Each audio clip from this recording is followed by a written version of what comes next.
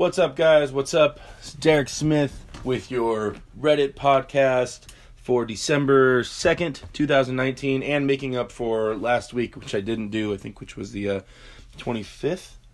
So I was super sick. You guys wouldn't want to hear me in the first place. My voice was destroyed.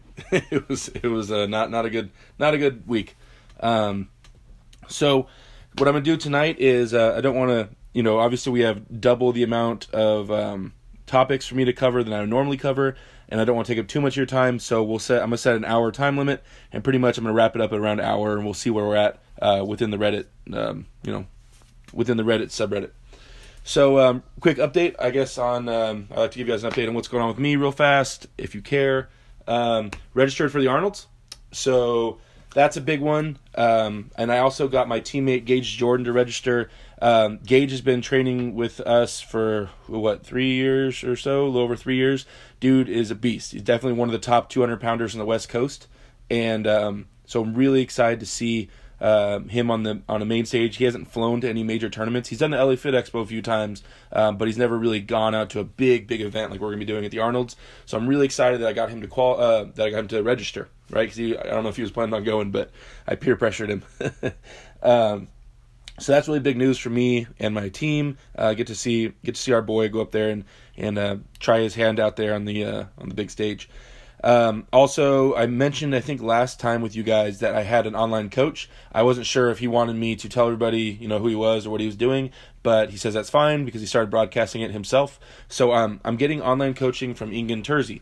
For those of you who don't know who Ingen Terzi is, he'll pretty much go down as for sure the best lightweight arm wrestler ever, and arguably he's definitely in the conversation of best arm wrestler ever. He was a lighter guy, so him really destroying all the super heavyweights like John was able to. I don't he was just so much lighter than them. I don't think he would have had the chance.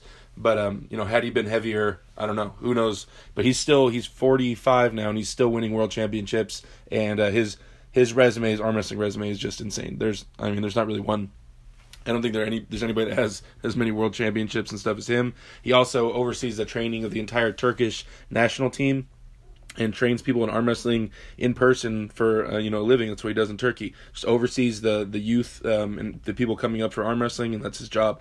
And so he started doing online coaching and online training, and I was one of the first people to sign up for that. And so I've been talking to Ingen a lot, and he's really helped me out. He's actually really opening my eyes to a lot of things as far as training's concerned.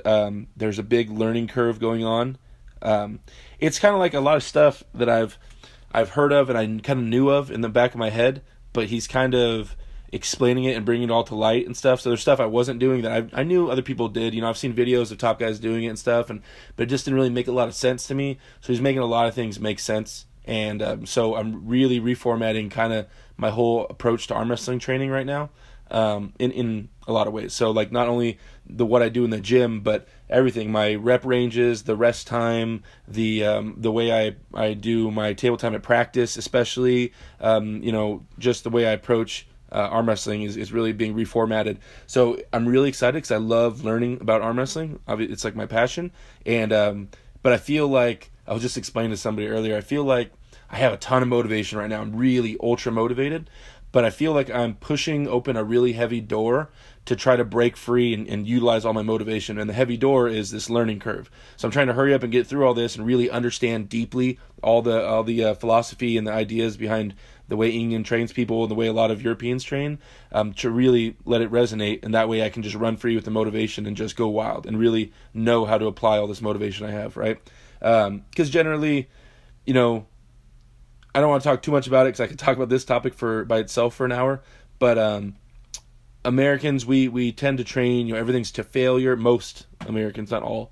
Most Americans tend to train everything to failure, big wide open movements and stuff like that. And you kill it at the gym until you can't kill it anymore every day, and then that's how you make your gains. And that's not the way it has to be. And Devin's even been promoting that, that's not the way you have to train.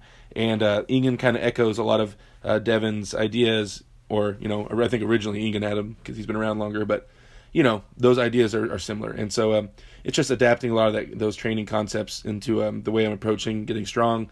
And so I'm really excited to see what happens. So still, my only tournament I'm planning on doing is the Arnold's. So I have until March 6th to get as strong as I possibly can. I won't be doing the LA Fit Expo, but I will be there watching. Okay, so that's all I have to say about that. We'll hop into this Reddit thing. I'm just going to start right above the last podcast I did, and we'll work our way up, and we'll see how far we get in an hour. All right? So, posted by Valeriolic, says, how many millimeters of diameter for handles if you pull in the 85 kg? Right now, there's a very good promotion on Mazurenko equipment that I am going to take. I need to choose the price of the handles or the size of the handles between 50, 60, or 70. I will compete in the 85, 90 kg category. Since I don't have experience, what size should I choose? Well, dude, that completely has to do with the size of your hand. It has nothing to do with your weight. It depends on the size of your hand, right? You want something, remember guys, the bigger the diameter of the handle you're using, the more it's going to hit into your fingers. The smaller the diameter, then you can target it on just your palm of your hand, which will hit just your wrist, right? So imagine doing wrist curls with a big handle. That's great, and it'll hit your fingers and your wrist. But what if you stopped? You did it to failure, and you stopped because your fingers couldn't keep going, but your wrist could have. You know what I mean? So in the name of isolation, I think that having a big handle and a small rolling handle is good, right? Because big handle's on the fingers, and you might have been able to do 5 more reps on your wrist, but your fingers weren't holding it anymore. You know what I mean? So then that also goes back to like Devin's handles, the handles that strap around the back of your wrist or the back of your hand, because that isolates your wrist and not your fingers, right? So there's a difference between training your fingers and training your wrist, guys. Now, finger training is definitely important, and that's something I've been learning from Ingen. We were talking about is that like really getting your fingers strong is a big player, but you want to make sure your wrist is getting a good workout and not just your fingers. And big handled stuff generally kills out your fingers more than anything. So just keep that in mind when you guys you don't always have to have the biggest handle. That's not always necessarily the best thing. So yeah, man, to answer your question on that, it depends on how big your hand is and what exactly you're trying to target, your fingers or your wrist, right? Moving forward, posted by Luca9129, Levon Sagnashvili biceps curls, 137 kg. It's Levon doing like 3 plates on each side of an easy curl bar. It's crazy, and he's number 1 right and left-handed in the world for a reason. Guy is a fucking tank, and him on like a preacher doing like half reps, it's still insane, dude. He's holding it out like 90 degrees. There's people online that post videos of them trying to curl 3 plates, and it's like it doesn't even move. It just sits above their arm. These are pretty legit half curls. So good on you, Levon. I mean, Jesus, dude, you're a monster. So nothing else to say about that. Moving forward, posted by Minhale. I can't really go to a gym, so I train with this makeshift towel dumbbell. Would this be sufficient for decent gains? Yeah, dude, really all you need, and I've said this before, all you need is a towel or some kind of thing that wraps over your hands, martial arts belt, towel, rope, if your hand can handle it, and then you need like some kind of rolly handle. Those are 2 things not even really a rolly handle. You could make do with just a dumbbell or a barbell. And you could do just fine with that. You could do just fine almost with just a rubber band, a really thick rubber band if you get creative enough. So yeah, there's definitely gains to be made, especially when you first start. As you get stronger and as you dial in your body and become more, as it gets harder to make gains, as you get stronger, then a setup like that might leave you lacking because it's hard to get really heavy with that setup. But yeah, for now, dude, especially if you're just starting, then yeah, you can do some damage for sure with a towel wrapped around a dumbbell, which is what he has in the videos. Moving forward, posted by Rodental, Vlad the Destroyer smashes Travis twice left at 10 minutes, bunch of other randos. It's the video from Arm Wrestling TV of the after polling at John Brzezink's house after the Arizona event. So it's like Travis Bajan, Ryan Bowen, Lachlan Adair, Yanis Samalins, Vlad has so the Latvians, the Australians, John Brzezink, Travis Bajan. I think that was it. There's probably more people there I'm not thinking of. But it's just, after polling the day after a tournament, so everybody's tore up and just having fun, drinking beers and arm wrestling. Don't read into it too much, guys. It's just after polling. Moving forward, posted by Gunch. Great matches in the history of arm wrestling. Michael Todd versus Neil Pickup.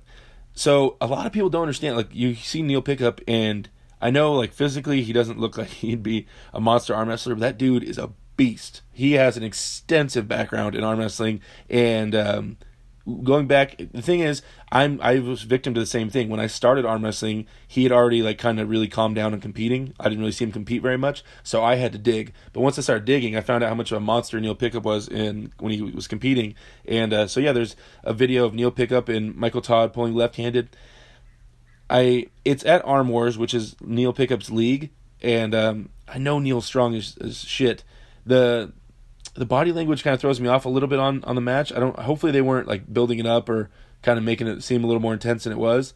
But yeah, no, it's a really good video to watch, and you get to see Neil Pickup really apply himself. And him and Michael Todd wars, like absolute wars. And the dude's a beast. I can't imagine. I really would love to pull with Neil at some point when he takes off the tuxedo, get him on the table and pull a little bit with him, feel how strong he is. Okay, moving forward. Danny Test teaches Devin what's up. Posted by Rodental. This is a video of, I believe it was after the Arnolds in Australia in 2019, and it was like kind of after pulling, and Devin and Danny Tesh are pulling left-handed. I think this is one of the ones where Devin made a big tour, and really was arm wrestling 1 million people a minute, all for like 5 days in a row. But Danny Tesh is a monster. And no joke at all, especially when he gets tight and stuff. And it's really weird because it's a little bit unassuming. I mean, don't get me wrong, he looks like he's in shape, but not that type of shape, right? And so his structure, he utilizes his bone structure really well, and he's tight where he needs to be tight. He's a very smart arm wrestler. And so, yeah, him and Devin have a really long match after pulling, and Danny ends up pinning him. And so it's a really good after pulling match, Moving forward, posted by NNQ2603, Paul Passmore arm break, the grip. So this is a video made by my really good friend Wes Bjornsson. If you guys get a chance, go check out his YouTube channel, The Grip.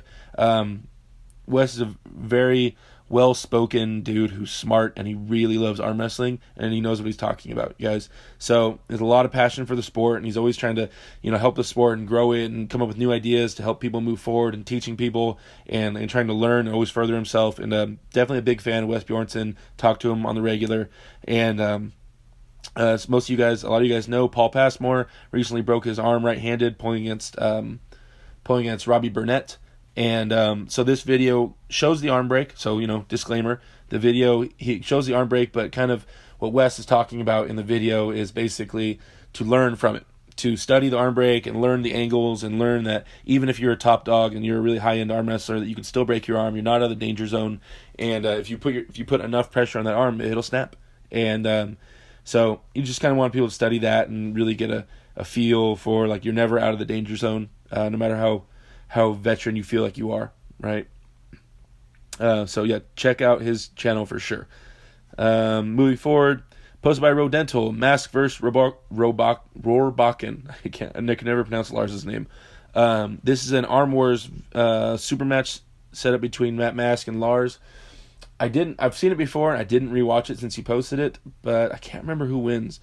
But Lars is a hard shoulder roll press puller who's definitely comfortable pressing with his wrist bent backwards, so flop wrist pressing. He's also a strong man, and he's from, what country is he from? Oh man, I can't remember what country he's from. It's like a Nordic country, I think. I can't remember. And then Matt Mask from Canada. So the really opposite style pullers. Basically, Lars' wrist is bent back a lot, and Matt's trying to hold him, and it's Matt posting and pulling backwards, and Lars pushing and pulling down, and so it's a really interesting match. Those guys are both really explosive, super powerful pullers, so check those videos out. Any of those Arm Wars videos are fantastic, guys. You guys got to check those out. Moving forward, posted by Vegetarian Vegetable. It says, side pressure training, sort of. I understand the general consensus is against beginners training side pressure, which I basically agree with. But I'm wondering what everyone thinks of more rudimentary internal and external rotation training for the shoulder. It's a common form of prehab in a lot of shoulder-intensive sports, and I think a lot of novice arm wrestlers could gain from stabilizing their shoulder joint, both as a form of injury prevention and a form of power transfer enhancement, eliminating leakage points in the kinetic chain from lat to fingertips. Incidentally, there's a study that demonstrates a generally superior internal rotation strength of victorious arm wrestlers, which others might find interesting. So in English, basically he said, should you be training your opposites and strengthening your shoulder and your stabilizers? Yeah, man, of course. Like every time, or at least once a week in minimum in the gym, I'm training my rear delts and external rotation as well as internal rotation. Until you guys start really experiencing shoulder pain, you won't understand the importance of doing that. Because we, as arm wrestlers, we tend to train so arm wrestling specific and everything just pulling in and internal and the arm wrestling motion pulling into your body, that when you start getting a lot of shoulder pains and you go to the gym and you try to do a rear delt like lift, flail your arms out to the side, you'll notice how weak you are. And mine was I was in a ton of pain in both shoulders, and I was like thinking about it, and I was like, I hadn't really done any external rotation in a long time, and I went there and I could barely do like 10 pounds in each hand. It was so pitiful, and still, like, honestly, even right now, my numbers doing external rotation is nothing impressive, but I still do it every week, and I make sure that my shoulders and everything are used to doing the opposite pressure, so I don't get imbalanced, because balance also transfers to power, guys. So like the more, your bicep can only get so strong until your tricep has to have some kind of power to add balance. And so once you get some power in your tricep, then your bicep will start gaining more power as well. So adding balance to your body is always a good idea, especially for injuries and injury prevention. Yeah, so definitely work the opposite angles of arm wrestling for sure. Now, does that have to be a focal point, like try to get those beastly? No, but you definitely want to hit them and make sure you have some kind of focus on those so you don't become imbalanced. Moving forward, posted by Rodental, Ivakin versus Larrett 2006. It's a video of Devin Larrett versus Taras Ivakin. Taras Ivakin was a Ukrainian low-hand top roller, posting top roller, or / high hook puller, but everything was up in people's hands, either way, right? So, but generally he would low-hand top roll and try to evade people's power. His wrists and everything was insane. He has crazy gym videos where he's putting up insane numbers, and there's really famous video of Devin catching him and bringing him back. Devin lost the super match, but he did win like 1 or 2 matches in like really impressive fashion by catching him like right before he was about to get pinned. He caught him really low, and Devin's committing his shoulder really hard and just trying to bring him back. But yeah, Taras ended up winning that super match, I'm pretty sure. But it's a great match, and you get to see Devin when he was flying in there with those shoulders and trying to really get into his hook, which I still believe Devin's A game, his main move is still his hook. And so you get to see him kind of debuting it there and showing what he can do when he gets tight and throws his shoulder in there. But yeah, Taras is really fast and explosive and pulled backwards so fast that Devin wasn't really able to sink the hook in the way he wanted a lot of the times. But check that video out. Yeah, Taras Ivakin, do some research on that guy. He's a beast. Okay, moving forward, posted by NNQ2603, Devin Larrett, arm wrestler versus jiu-jitsu master, sparring. It's a video of Devin rolling with some Brazilian jiu-jitsu masters, or I don't know who the guys are because I don't really follow Brazilian jiu-jitsu. But if we take the video for what it said, jiu-jitsu masters, then it's just Devin rolling around and trying to get different submissions and just having like a fun sparring time with some jiu-jitsu master. And because Devin was special forces, for the Canadian military, and so he obviously he knows how to fight and he's trained in those things, so he knows what he's doing. And Devin mentioned that he used to think about wanting to be an MMA fighter, but I forget why he said he didn't end up doing it. But yeah, so it's cool watching him try to get in there and utilize some of the stuff that he's learned in the past and stuff, and have a fun time rolling with those guys. On the topic of Devin Larrett, by the way, guys, I hinted last week when I mentioned that I wasn't going to do the podcast that I'll be having a guest pretty soon. I did hit up Devin, and he said he was down to do the podcast with me. It's just, ironing out the details and the time and everything like that. But so soon. I don't want to commit to next week, but soon I'm going to have Devin on here. He'll be my first guest, and I just got to figure it all out with the Skype and everything and how I'm going to do the whole setup. But yeah, we'll have Devin on there, and we'll just go over the Reddit stuff, and we'll just get both of our opinions on all this stuff, which would be cool. Moving forward, posted by Jaleki. Taurus Evakin Top Roll Master. It's just a Taurus Evakin highlight video. So I was just telling you guys about him, and that's just a highlight reel for Taurus. So if you guys get a chance, watch that. And moving forward, posted by Dory Hoyley, is bending your wrist allowed? After the match or game between friends starts, are you allowed to bend your wrist inwards or outwards? Don't know why you would bend it outwards, but still. So I think this is like a non-arm wrestler guy who went onto our the subreddit just asking a general question. Because anybody says, calls arm wrestling a game between friends. Yeah. Or is bending your wrist... Yeah, once the match starts, you can bend your wrist.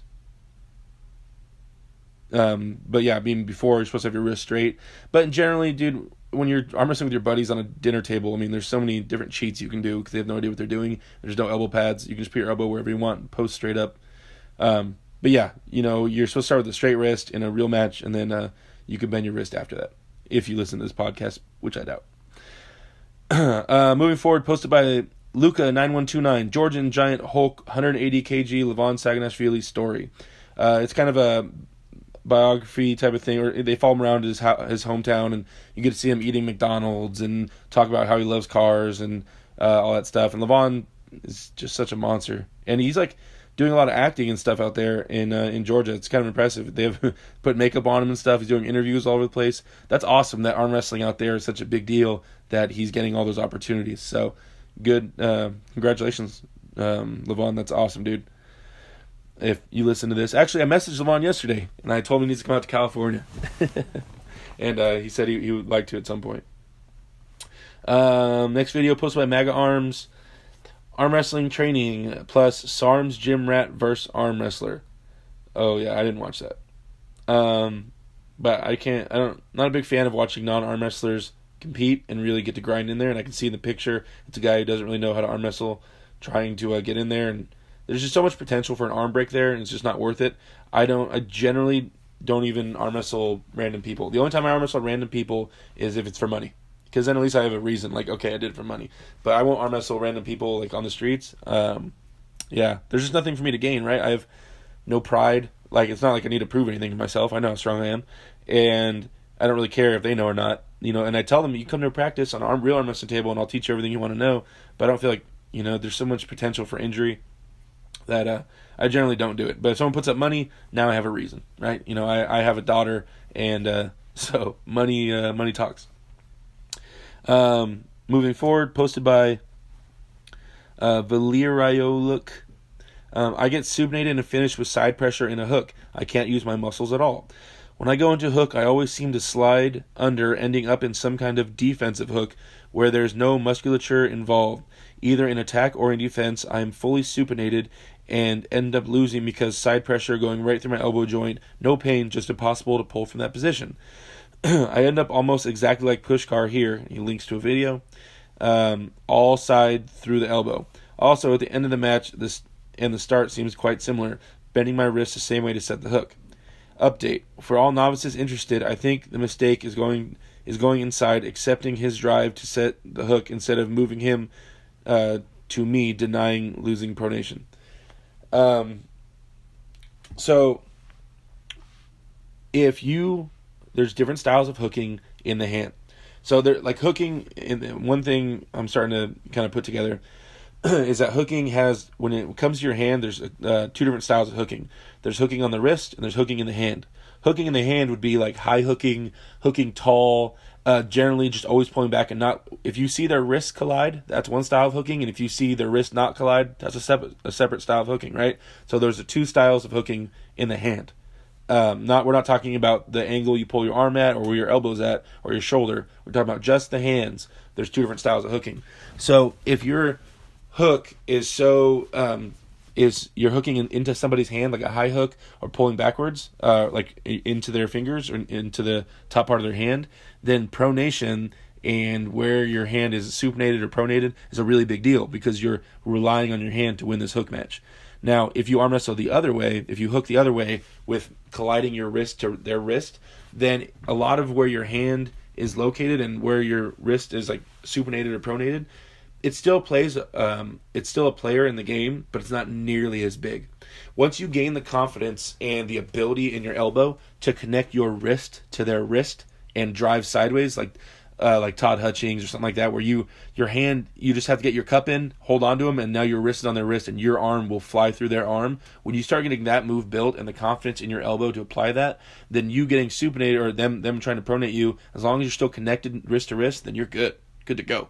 You know what I mean? And so that's something I've been working on the last few years, is gaining that confidence that if our wrists collide, if my arm touches your arm, you're screwed, right? And gaining that kind of confidence is very powerful. Just knowing, like, all I got to do is touch my arm to his arm and he's screwed, right? Because I spent the first 6 years just top rolling and high hooking and not running from people, but trying to utilize my hand size and my wrist strength, but not my arm strength. So now I'm feeling more confident in my shoulder, in my chest, and my bicep. So I tend to make wrist-to-wrist connections right-handed. So, yeah, I mean, it depends on your style of hooking, right? But, yeah, if you're hooking into somebody's hand and they pronate you and they rotate you all the way over, then you're in a really sticky situation, right? So you can slip, you can bail, you could try to just bring your wrist straight up towards your face, the bottom of your wrist. So like you would flop your own hand kind of backwards and uppercut straight to the sky. That way at least your arm and everything would be tight. And then you might be able to gain some position back in your shoulder and chest. But yeah, in general, or you might just want to switch up your way of hooking, man. Like go in there and make that wrist to wrist connection with them, below the wrist, touch your arm to them. And then that's a whole different style of hooking, and it's a lot more physical and a lot more pressure on your elbow joint, but your big muscle groups will come way more into play when you're doing that. All right, can't spend too much time on each topic. Moving forward. Posted by Redditaris, tyrannical Reddit mod destroys helpless immigrant in sushi war. So I think I mentioned to you guys a couple times, I went to New York because my sister lives in New York, in Brooklyn. And when I went out there, I hit up all the New York arm wrestlers, and I was looking for a tournament and such. And I talked to Alex a lot from Arm Wrestling TV because I've been to a lot of tournaments and I hang out with Alex a little bit. He's a really good dude. And so I hit him up. I was like, hey, do you want to lift weights or do some something while I'm out there? We'll go arm wrestle people, or something, whatever you want to do. Sorry, my voice is losing my voice again. And he said, yeah. So he came and picked me up, and we went to the gym, and you get to see the gym session in there. A lot of those lifts I wasn't used to, so it's like I was not trying to go too heavy. Plus, there was a tournament the next day or day after that. I think it was the next day. Anyway, there was a tournament that we were going to do the next day. So we were going relatively light. We weren't going crazy heavy. But yeah, so you see the gym session of me and Alex lifting, and then he told me, he's like, hey, it'd be fun if we did a sushi battle. I don't do competitive eating, but I like to do those food challenges at all the tournaments, at all the restaurants. So you guys, I don't know if you've seen the show Man vs. Food. I do things like that, like the little restaurant challenges. So I've done a lot of them. I've probably done 40, 50 of them. All the local ones I've done, I've beaten them all. I don't put a lot of it out there because it's really disgusting. There's food all over my face and it's just chaos. But I can eat a lot of food, even for a big guy, like a lot. So when Alex said, I challenge you to a sushi eating contest, I was like, are you serious? You don't want to do this, Alex? He goes, no, it'll be good for the channel. And I said, all right, man. So we went there, me, him, and his wife, and she was holding the camera, and we ate sushi. And in the video, you'll see that he counts each piece of sushi, and basically I ended up destroying Alex. And then the place was really good, though. It was a Japanese buffet. But so it wasn't Chinese buffet, it was a Japanese one. So they had sushi, but they also had a normal buffet part with regular food. But it was like really expensive to get in there. It was like $35 or something like that. So the food was actually really high quality. It was really good food. I would definitely go back there next time I go to New York, which I plan on going back at some point. Moving forward, posted by NNQ2603, Devin Larrett, Brazil Training Park, Ibirapuera, 2019. So it's Devin training in a park and like practicing in a park with some guys, basically holding everybody like he does, just sitting defensive and pronating on people and letting them work over and over again. That dude's a machine. But from when he went down to Brazil. So you guys get a chance, check that out. Watch Devin hold a bunch of people in a park, and it's just his pronation. He just sits there on his bicep, keeps a good angle, and just pronates. He's just building up that pronation and that lock. It's just getting stupid. It's getting so crazy. Moving forward, posted by NNQ2603, Denis Saplenkov, Sergey Tokarev, Georgy Tatyev do some monster arm wrestling. Monster arm wrestling is a metal device with handles, another branch of arm wrestling sport. Yeah, so they have these in like the Midwest at like carnivals and stuff like that, I guess, where basically it's you. There's like a metal bar, and I hold on to one part of the metal bar, and you hold on to the other side, and we just who can arm wrestle that way. So you're not actually holding hands with the other person. You're each trying to move this bar and trying to pin the bar, and the other person's connected to it. So it's pure sideways, like 100% who can force this bar down to the side stronger. And I didn't know they had that in Russia. I've never seen it out there, so it's cool. Kind of interesting video. You get to see a current Dennis go against these guys and arm wrestle and stuff, but you can't really tell how hard they're all trying because they're kind of laughing and they're joking around. And but yeah, you get to see Dennis do it against Tokarev. No, I'm mispronouncing that. Sergey Tokarev, and but Sergey was too strong for him in the video. But who knows how hard Dennis is trying or how Dennis is feeling, to be honest. But it's good to see him out there being active in the community still. Speaking of good to see people being active, moving forward, posted by Bess Glazard, Oleg Zok, first time sparring after accident, 2019. This is a video of Oleg back on the table. Him getting some table time, just taking it real easy, nothing too crazy. He's not pulling any top guys. Hopefully, they're all advising him just to take it light, build up that pressure progressively, let all those, because he broke his left arm, I think, in a few places in his accident, not to mention the fact he was in a coma. But so he has a lot of healing and stuff to do, and all the muscle memory and getting everything back is going to take a while before he gets to the top level. Like right now, I'm sure he would blast almost everybody, all 99% of arm wrestlers. But he was at the top percent. He was maybe arguably the guy left-handed in the world. And so I think, to make that jump again back up to that top part might take him a little bit. And hopefully he does, though. Hopefully he still has I don't know where his mental state is. I don't know how much that affected him because I don't know the guy and I've never talked to him.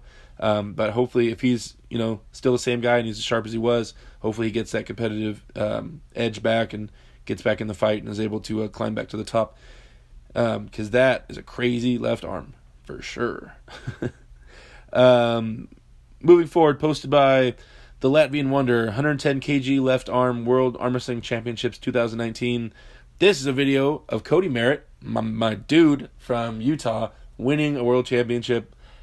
I'm sure you guys have heard me. I always talk about Cody because great dude, like the nicest guy you can possibly ever talk to.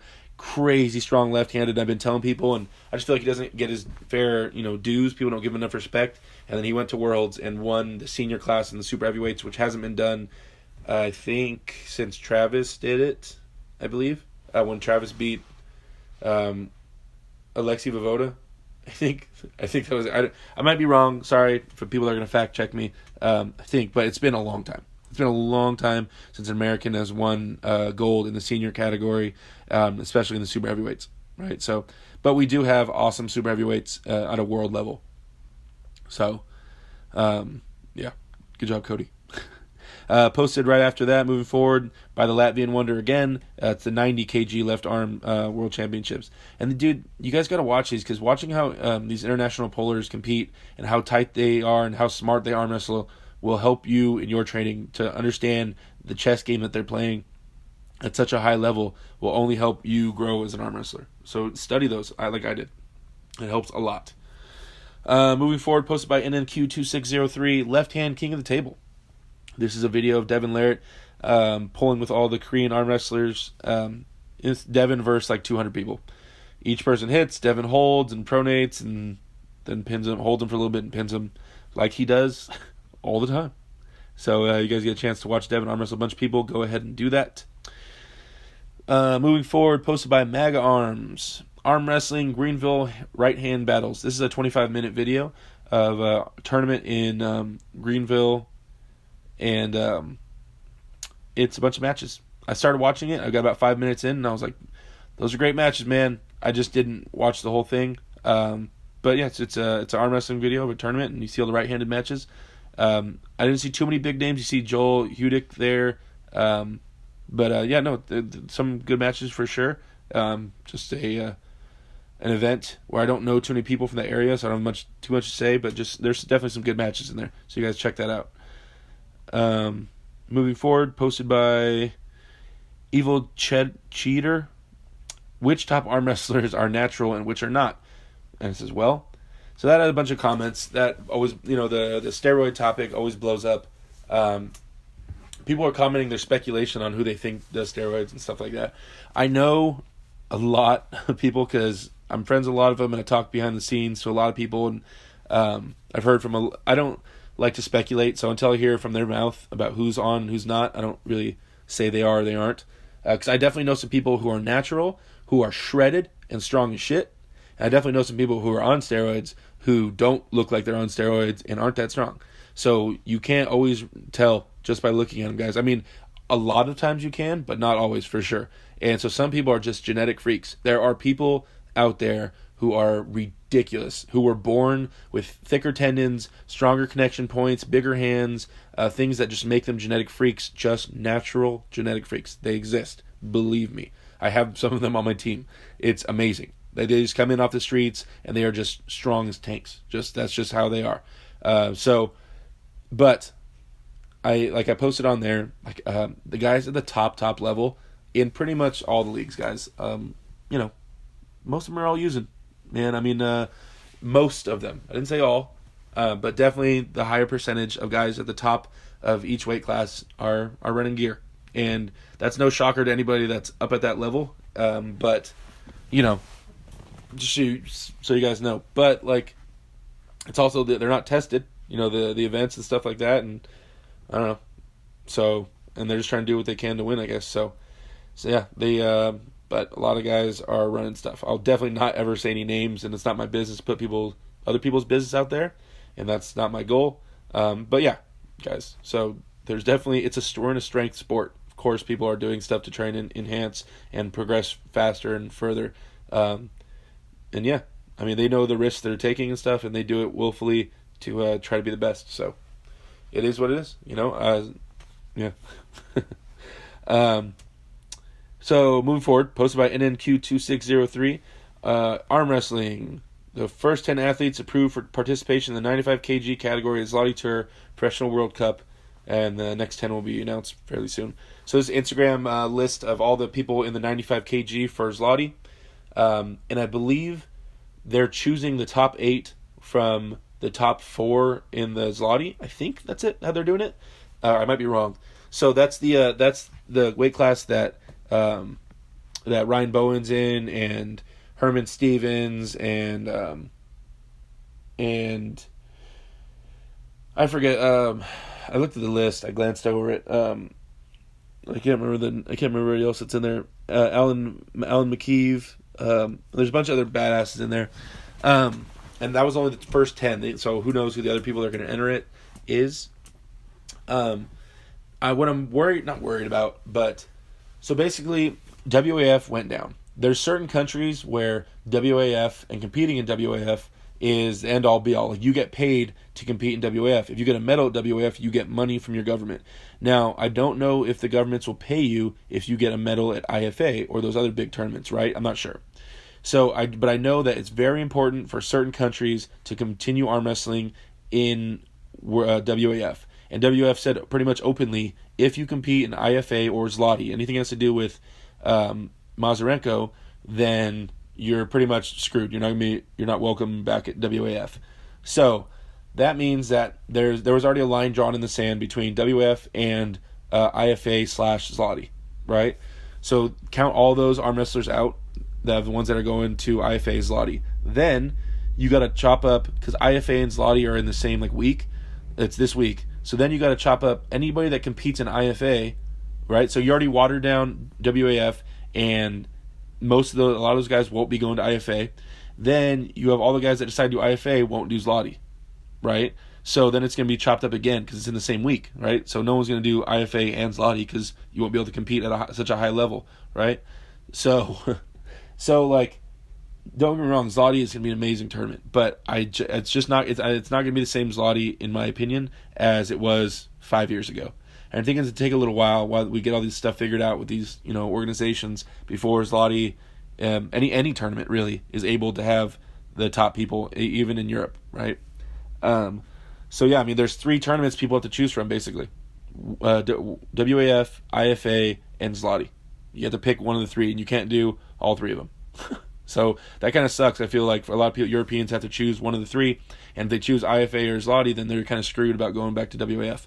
So who knows? You guys might not see a lot of top names in Zloty, right? And then obviously you have all the guys that were in top 8 not in Zloty. So yeah, interested to see who shows up in that weight class. Interested to see how Ryan Bowen does. I think everybody is. See how he does in that. Yeah, so let's see how that unfolds. Moving forward, posted by me. This is the one where I asked everybody wanted to make a banner for the subreddit. Yeah, I'm trying to fix up the subreddit a little bit. I am not very tech savvy. I'm gonna tell you guys right now, but it'd be cool if we had a little banner on top of the subreddit. And I'm thinking about maybe doing some color schemes on the sides of the subreddit. But the banner, I really want it to be, this is a discussion board for arm wrestling, right? A little bit of everything. No favoritism here, nothing like that. Not saying one league's better than the other league or one polar's better than the other. It's not about that. It's about just discussing very neutral place for arm wrestling, right? And keeping it that way is important. That's what all Reddit is. Reddit is supposed to be a place that's not policed and governed, and people can really express what they want, right? So keep in the name of that, in keeping Reddit and our subreddit very neutral and just an open place to talk about arm wrestling. I want the banner to kind of represent that, right? So I made a little icon. It's just two generic, bodies arm wrestling each other, and they're, it's not actual pictures of anybody. So, if I post a picture of Denis Saplenkov and he's the only one on the banner, don't get me wrong, he's a great arm wrestler, but then that could show favoritism towards Dennis or towards Russia. I don't even want to have that conversation. Just super generic arm wrestling stuff on the banner. But dude, yeah, I definitely need help. If you guys can design anything awesome, I would love to put it up there, and I'll give you all credit for it, of course, just to help the community out. Moving forward, posted by NNQ2603, Arm Wrestling Championship East of Russia 2019. You get to see Schoolboy Alexander competing in Russia, and Alexander is a beast. He's a really strong arm wrestler, and it's cool. Some of those dudes I don't know how big of a tournament that was, but there's some monsters that just show up to these things, and it's kind of crazy seeing these monsters. We don't really know who they are and how strong they are against people you can tell are fairly fairly seasoned. But yeah, definitely check that out. Check out that Russian arm wrestling tournament. It's pretty crazy. Moving forward, me saying I didn't have a podcast. Okay, posted by Dog Ape Man. Beginner, how often should I be practicing? I guess how sore is too sore. I think I believe I commented on there, but basically you should be practicing as much as you can. In my opinion, this is my opinion, I think new arm wrestlers should arm wrestle as often as they can, physically, right? So you practice, you beat up, you're sore, rehab, heal, sauna, hot, cold bath, eat, protein, everything you can do to heal up ASAP, and then practice as soon as you possibly can, as soon as your arms and everything allow it. And if there's a way for you to practice around any kind of nagging injury, then do that, right? Because there's so many reasons that a beginner person needs to sit on the table. Not only do you need to learn safety, of course, learn how to not break your arm. You need to learn how to arm wrestle. You need to learn the moves, the counters. You need to build the muscle memory. You need to know all the vectors and angles and how to, there's so many reasons you need to sit on a table, and you need to start conditioning your arms for arm wrestling, conditioning your elbows. So there's a ton of reasons why a beginner would need to be on the table as much as possible. And then as time goes on, maybe a little less. And I'm talking about once you pass a year, maybe start dialing it back. In my opinion, right? That's what I push for my guys. Is I tell them all the same thing. All the guys in my team. Moving forward, is your local club growing, shrinking, or staying the same? I train at a couple clubs, and both are getting new members. Some from word of mouth, some from internet searches. I'd like to get a better feel if this sport is growing organically across the U.S. and world. So please share how your clubs have been growing and shrinking over the past couple years, and what country you're in. I wrote a book. When it comes to teams, my team is very important to me, and I feel like we've done some things that most teams don't do, and some things that no teams do. And but generally, what I basically said was, when it comes to growing your team, it's all about, you want to get your web spread really wide out there. Basically, you need to have a Facebook, an Instagram. You need to have maybe a couple of Facebooks. Have events. You need to just have a lot of ways for you to catch interested people and get people interested in arm wrestling, right? Because say there's some guy, in your city that's into arm wrestling or wants to get into it, you have to make sure he can find you, or she, right? You have to make sure that you present yourself and you're out there and you've handed out business cards and people know that you're there, so that way you can catch all that traffic and all that interest. So Juji Mufu and all these people are creating this general interest in arm wrestling, and so people are out there looking for teams. You can see it. They post on Reddit all the time. Where's the team in my area, right? So you have to make sure you're listed on that list of teams, or you have a Facebook, or you have an Instagram or a Twitter, or you have everything for your team, so that way people can find your team easily.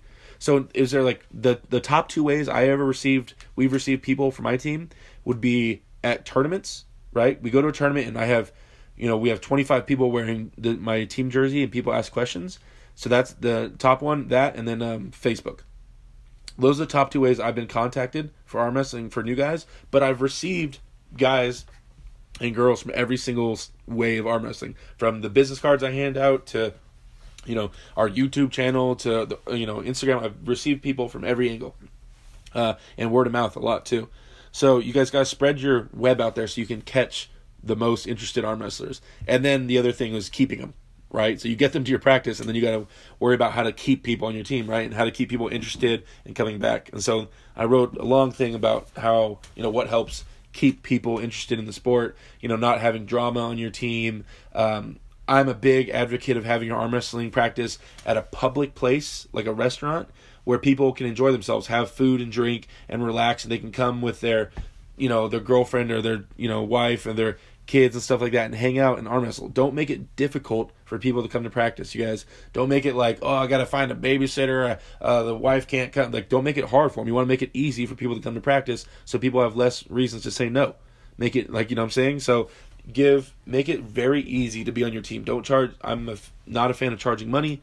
I know there's counter arguments to some of that, like, if they charge money, they'll take it more serious. But I feel like it turns away more people than it brings in. You know what I mean? And even the people that aren't taking it serious, those are still arms for the people that are taking it serious to practice against, right? So I just don't charge money. Make it really comfy and nice, and food and drink there and everything. Really cool spot, and then put it in public so people can see it. Yeah, anyway, I could talk about that topic for another hour and a half, but read what I wrote if you guys get a chance. I'll give you my insight and my thoughts on growing an arm wrestling team. Moving forward, posted by Just Here for the Quilts. Looking for a strap in the UK. I was wondering if anyone knows where to get a strap in the UK. I've got my husband a table for Christmas and was really hoping to get a strap to go with it, but I can't find one anywhere in this country. Any help would be much appreciated. I do not know who would make straps over there. Obviously, I always promote... Oh, by the way, I didn't mention Lion Straps, Country Crush, or NatFit. Sorry, guys, I was so excited to get the podcast going that I didn't throw my sponsors and friends' businesses a shout out. So yeah, check them out. But anyway, on the topic of Lion Straps, when I saw this post, I talked to Leo, my buddy who runs Lion Straps, and I asked him how much it costs to ship to the UK, and he says it's about $30. So his straps are, how much does he charge for his straps? $15? Oh, I'm having a brain fart. But you would need, you'd have to buy 4 or 5 straps in order for him to make any sense for him to ship to the UK. So, I don't know who's out there making straps. So you could try buying from like Mazarenko, armpower.net or one of those websites. But I'm not too sure who makes them out that way. Moving forward, posted by Redditaris, Easy Money. It's a picture of Steven Crowder, and it's the Change My Mind thing. It says RVJ lets people pin him so he doesn't get kicked out of the middleweights. Change my mind. Maybe. Maybe so. I don't know. I don't know Rob Vigent that well. I think I've said hi to him. That's about it. I've never actually had a conversation with the dude. Seems like a cool guy. I just haven't talked to him, so I don't know his personality, if that's something he would do or not. Moving forward, posted by me. Super matches for my team from last week's practice. Heraclio Ramirez and Eric Klenica. It's a super match between them. They did right and left-handed. Really explosive super match. You guys get a chance to watch that. Heraclio's coming up in super heavyweights in Southern California. He started pulling pro open divisions recently, and Eric Kleinicke has been arm wrestling for a while. He a little off and on right now, but he's definitely an established team member of mine with a jersey and everything, and very strong. And so when he comes back to practice, we like to throw him super matches so he can try to knock the dust off all that and get back into the game. Moving forward. Oh, damn, dude, I've been posting a lot. I posted, should I allow people to promote other subreddits on this one? Basically asking if you guys think I should let people push the other subreddits on here. I don't really care either way, but I've had people messaging me saying like, hey, you shouldn't let people promote their subreddit on here. So I know like Ryan Bowen has one, and then I know that as time goes on and ours grows, other people will create them. So I kind of just wanted to get ahead of it and see what you guys thought, if I should just shut that down and not let people do that. Because some people think it's, dividing our small Reddit arm wrestling community, or some people say, no, any kind of stuff going for arm wrestling is good. Any discussion for arm wrestling is a good discussion, which I agree with as well. So it's kind of undecided. I think most people are saying let them promote it on here, but as long as it's not too crazy. So I think that's what I'll do. I'll just kind of keep an eye on it, and if they're going over the line, stepping over the line, or trying to damage it, or something like that, then I'll step in. Moving forward, posted by Mega Arms, arm wrestling training without a table, and it's a video of still don't know his name. I always don't know his name. The guy that runs that channel, him arm wrestling in a gym, or arm wrestling training in a gym, with attachments, different handles and pulleys and stuff like that. So check that out. It's a gym training video. Moving forward, posted by Murloc1212. Is there any arm wrestling club around Maryland area? I've been looking for somebody to arm wrestle with. Hopefully you used the armfighter.com website and looked up the teams. If you can't find one there, then on Facebook, man, you should be able to look around and find some people on Facebook. Moving forward, posted by Mr. Stabber Indie. Yeah. Anyway, best cable machine for arm wrestling training in the U.S. I have a pretty decent gym at home, and I was thinking about taking the plunge and getting a cable machine for arm wrestling specific training. I prefer the ones that you load plates onto instead of the ones with their own weight stack. I looked at the Valor BD62 or the Archon cable station. Both seem to be in that sub $300 range. I'm in no rush since I have a pulley rigged to my current gym. It's just a pain to move around.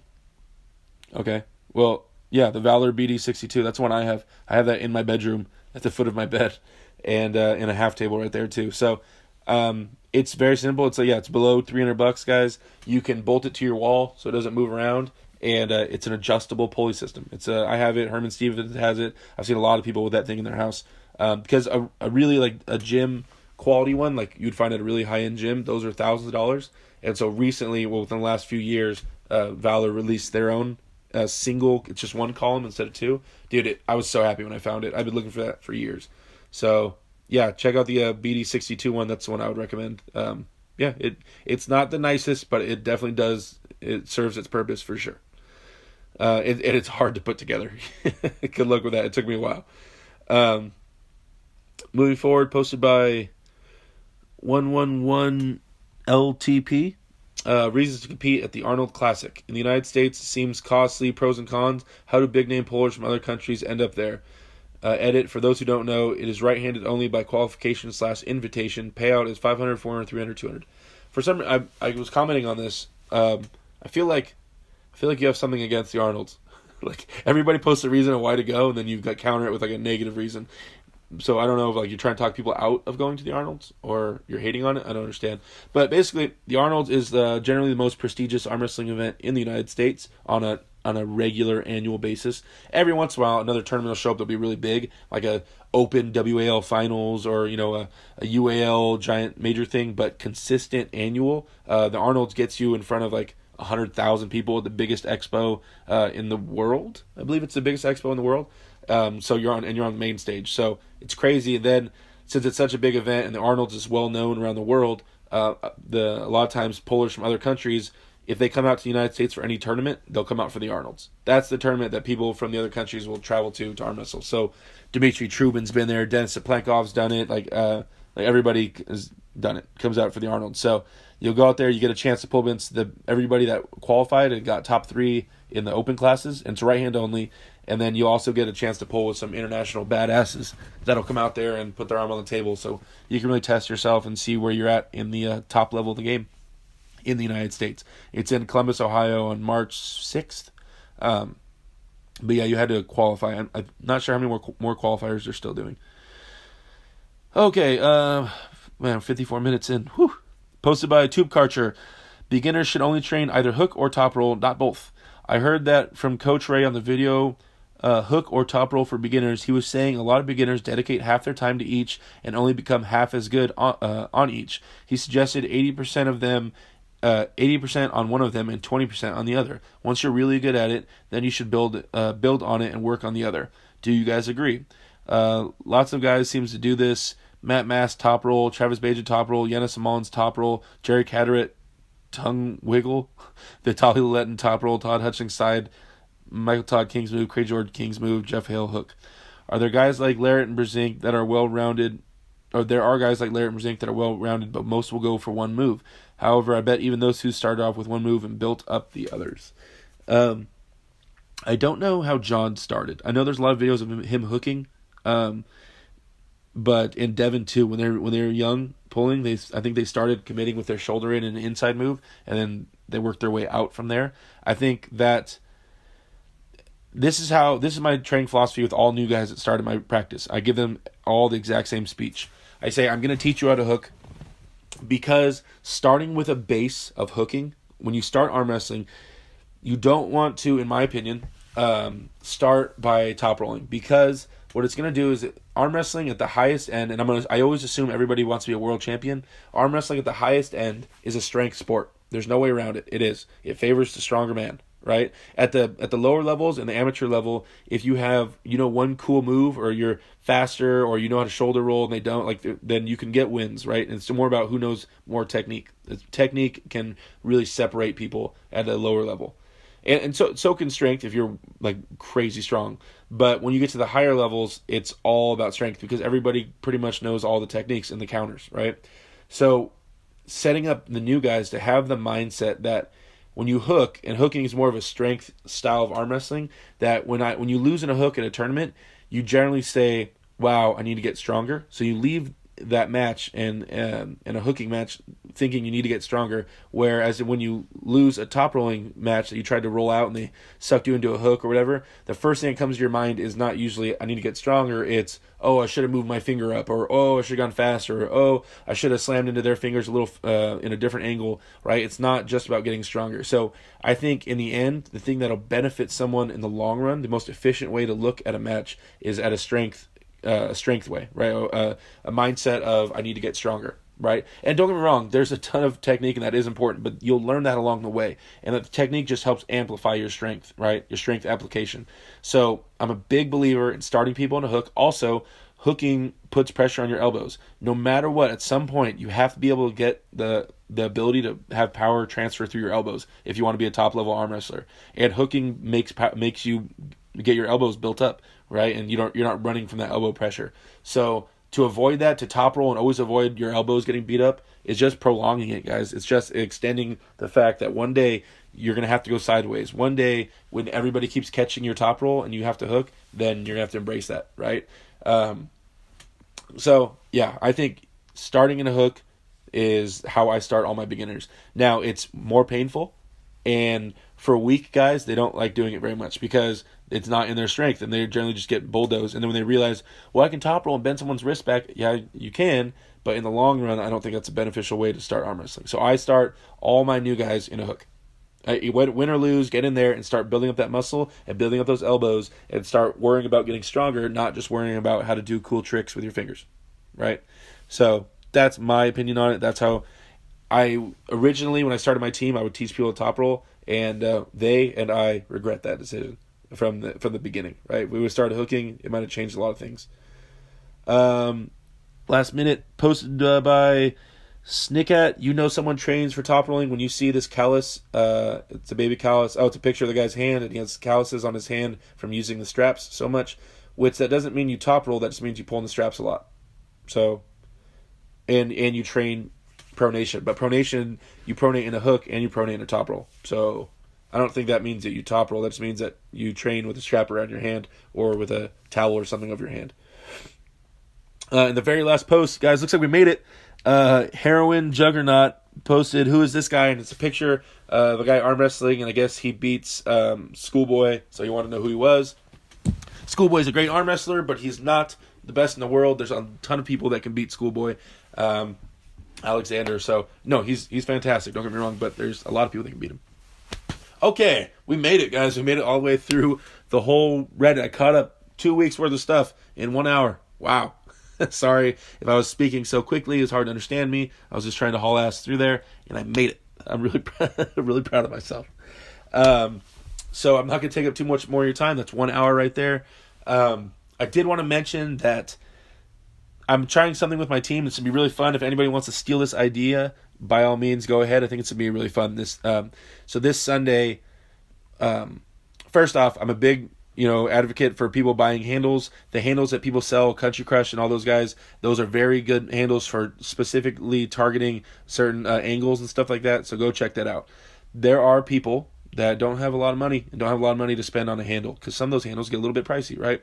So I decided with my team what we're going to do on Sunday is I'm just buying a lot of raw materials, PVC pipe and 2x4s and 4x4 wood blocks, and we're going to have a handle building workshop at my grandparents' house. And so we're all going to meet up there before practice. We're all just going to build handles. And so if anybody wants to do that with their team, it's going to be fun. And people will learn how to build handles and get some free handles out of it. That people are on my team. And so, yeah. But you guys, buying the handles, that the professional ones that are made, they're always a little better, right? Of course, obviously. Definitely check those out. Oh, and Ray Cote and Country Crush, for one day, I don't know if he announced the date of it yet. He's going to be doing one day where he puts all his prices back to the original pricing, right? So I think a Country Crush right now is $115, and he's going to put it back to $75. I think it's $75 for one day. So he's going to move everything back to the original pricing for one day. So you guys make sure you follow him on Facebook and stay up to date on his deals that he's running. At the same time, if I mentioned Country Crush, I got to mention NatFit. You guys check out NatFit. All your supplement needs are there. He always coming out with new flavors and new ways to promote his product. And this stuff is awesome, guys. I take NatFit every day, right? Different BCAAs and pre-workouts and proteins and stuff like that. So check that out and mention you're an arm wrestler, man. Jamie loves to hear from arm wrestlers. That's it, guys. That's it. I hope you guys are having a fantastic week. Please, you guys go buy it. You got to hurry up and order the Zloty. I got to do it too. I haven't even ordered Zloty yet to watch it. So I got to order Zloty, top 8. I think the package deals are Zloty and top 8, and then there's IFA is a separate one, I think. Either way, I got to buy it and start watching this shit this week. I'm really excited about the top 8, guys. We're going to finally see Levon and Vitaly Letin get down. We get to see so many of these cool matches. I'm excited to see Tim Bresnan and what's his name? The guy from Kazakhstan. Truman. Tim Bresnan and Truman. I'm really pulling for Tim. Hopefully Tim wins that. Truman's a beast, but so is Tim. So we'll see how that goes. It's going to be a big one. And then we'll get to watch Lottie and watch all those matches. We'll see how... watch that 95 kg class. I know everybody's been waiting to watch that. See how Ryan Bowen does, and I'm really interested to see how Lachlan Adair does as well. Me being a super heavyweight, and he's heavier. I don't know if he's pulling supers or not, but I'm really interested to see how Lachlan does because those guys have been documenting their training, and the training I'm getting into is much more like their training. So I'm interested to see their gains and how their gains apply to the table.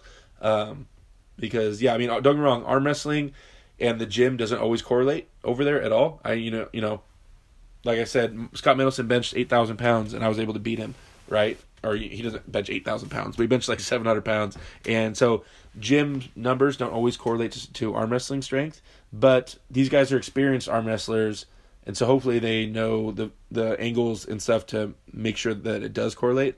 So we'll see, because Ryan Bowen says he's gotten a lot stronger, and I hope he has. Ryan, I do wish you the best of luck. I hope that you go there and that you're able, it all worked out and that training works. And if that training did work, man, and all those things did improve you and you tear it up, then I'll even have more faith in that training process for sure. So it'll do wonders for me.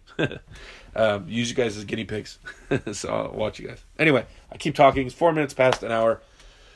You guys, I will be back next Monday. Guys, train hard, man. Just keep pushing this arm wrestling thing. It takes time. It takes time. Don't rush it. Go out there, be bold as shit. Get it done. See you guys later.